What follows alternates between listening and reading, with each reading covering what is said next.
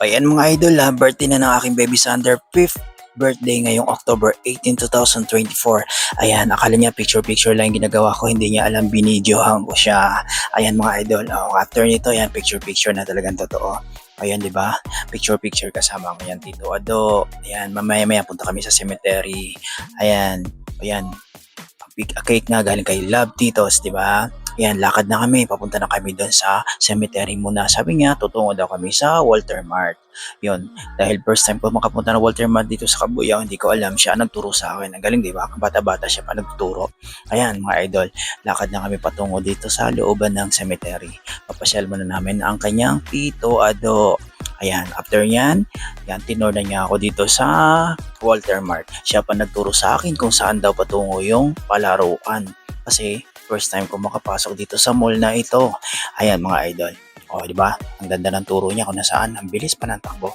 Ayan, dito sa Wonder Park. Okay. Siyempre, pagpasok niya dun sa loob mga idol. Ayan, sinisigurado ko na maging happy siya. Pagdating dyan, kung anong tuturo niya, ayan, sige, sakay ka lang dyan. Yan, kahit wala akong hinulog na token, ayan, akala mo professional na driver. Yan mo, hindi naman umaandar, di ba? Ayun, ito ang totoong nilagyan ko ng token kasi gumagalaw. Ayan mga idol. Yan, syempre, basketball kasunod. Ayan. Nagbabasketball na aking baby Sander. Ang galing, hindi shoot. Galing. Nag-try ulit. Shoot na. Galing, di ba? Yun, para siyang professional naman na gamer dito. Ang galing. Talo siya. Ayan, dito naman sa isang car, sa dog naman siya ngayon nagda-drive, di ba? Kala mo naglalaro lang doon sa loob. Para natutulog lang ba? Okay. Pagkatapos yan, ito na.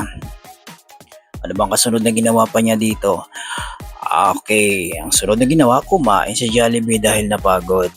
Ayan, after niyang kumain sa Jollibee, tumungo kami sa bilihan ng bike. Binilhan natin siya ng bike mga idol kasi hirit niya sa akin, kailangan daw niya ng bagong bike. Kasi first time lang niya magkaroon ng bike dito sa bike park, dito sa Cabuyao kami bumili. Ayan, di ba? Ang galing, kabata-bata pa lang, ang mahal ng hiniling sa akin. Pero ayan, dahil sa worth it naman, ang happy-happy niya dito, ayan, di ba, akala mo professional driver. Bike is life. Yan mga idol. Maraming salamat po sa panonood mga idol. Huwag kayong magsawa sa panonood ng aking mga upload. Maraming salamat mga idol.